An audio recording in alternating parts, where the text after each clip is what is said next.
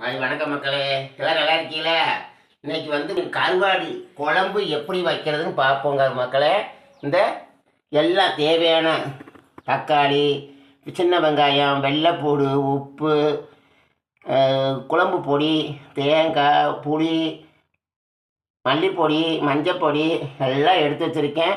இதில் வந்து காயில் வந்து வாழைக்காய், முருங்கைக்காய், கத்திரிக்காய் எல்லாம் எடுத்து வச்சுருக்கேன் மக்களே, பாருங்கள். இப்போ வந்து அடுப்பை ஆன் பண்ணிக்கிறேன். கடாயில் எண்ணெய் ஊற்றிக்கிறேன், பாருங்க.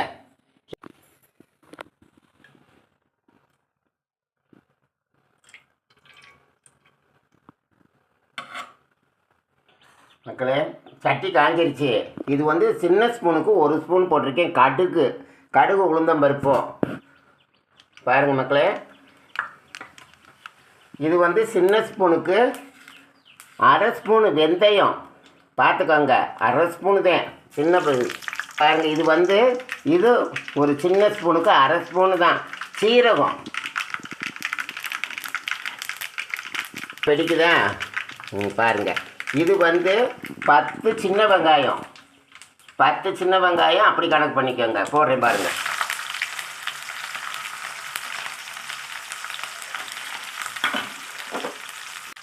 மக்களே, நான் 5 பச்சை மிளகா, 2-3 கருவேப்பிலை பார்த்துக்கோங்க.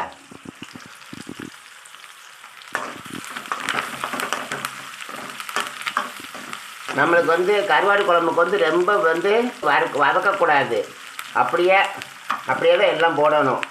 ஆமாம் மக்களே, பாருங்கள். இது வந்து வெள்ளைப்பூடு, 10 வெள்ளைப்பூடு போட்டிருக்கேன். இது வந்து 4 தக்காளி, நடுத்தரமான தக்காளி.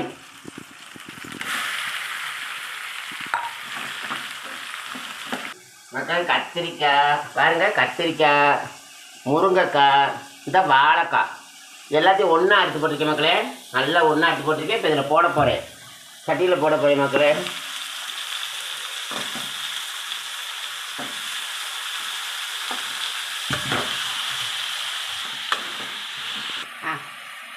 இது வந்து மஞ்சப்பொடி சின்ன ஸ்பூனுக்கு 1 ஸ்பூனு போடுறேன் பாருங்க.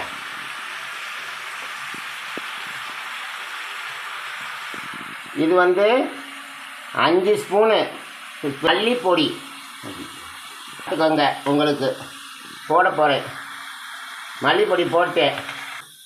இது வந்து நம்ம வீட்டில் செஞ்சது தான். தனி வந்து குழம்பு மிளகாத்தூள் எல்லாமே போட்டு அரைச்சிருக்கோம். இது இதே மாதிரி தான், இந்த ஸ்பூனுக்கு 5.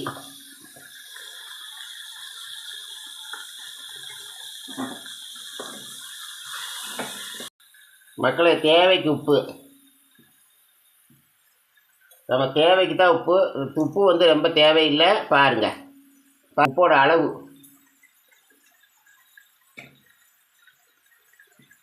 கொஞ்சம் தண்ணி சேர்த்துக்கிறேன் மக்களே, பாருங்கள். இப்போ போய் இந்த கருவாடை போய் கழுவிட்டு வந்துடுறேன் மக்களே. இங்கே இருங்க, எப்படி நல்லா கொதிக்குதுன்னு பாருங்கள். நல்லா கொதிச்சு வருது. என்ன புளி ஊற்றணும் மக்களே. இந்த புளி ஊற்றாமல் இருக்கேன். இன்னும் 1.5 சில்லு தேங்காய் அரைச்சி வச்சுருக்கேன், அரைச்சி வச்சுருக்கேன்.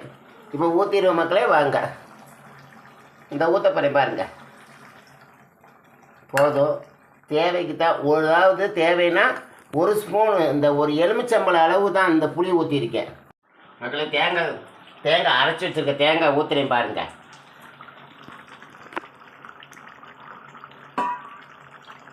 இந்த சொம்பில் ஒரு காய்ச்சொம்பு தண்ணி ஊற்றுறேன். இந்த சொம்பில் காய்ச்சொம்பு தான் இருக்குது, இந்த பாருங்கள்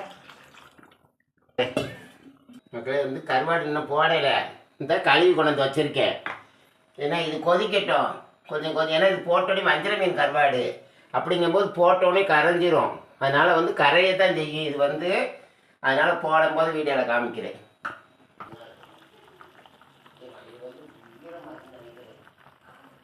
மக்களே. இப்போ கருவாடு மட்டும் போட போகிறேன் பார்த்து. இது வந்து வஞ்சிர மீன் கருவாடு. இதை வந்து நீங்கள் அப்படியே போட்டுறாதீங்க. இங்கே இருக்க தண்ணியாக இருக்கு பாருங்க, தண்ணி கொடுத்துக்கிட்டு இருக்கோம்.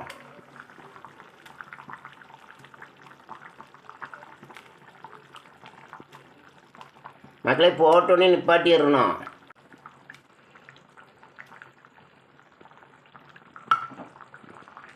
பாருங்கள் போட்டேன், நல்லா குக் ஆயிடுச்சு. இப்போ வந்து அடுப்பை நிப்பாட்ட போகிறேன்.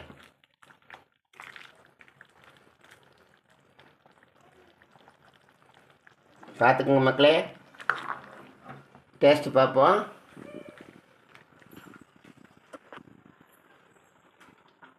இது வந்து கட்டியாக தான் இருக்குது, குழம்பு வந்து உங்களுக்கு கட்டியாக தான் இருக்குது. தண்ணி வேணும்னா நீங்கள் ஊற்றிக்கிடலாம், இல்லை போதும் அப்படின்னா போதும், நிப்பாட்டிட வேண்டியதான். நிப்பாட்ட போகிறேன், கருவாடு போட நிப்பாட்டிடணும்.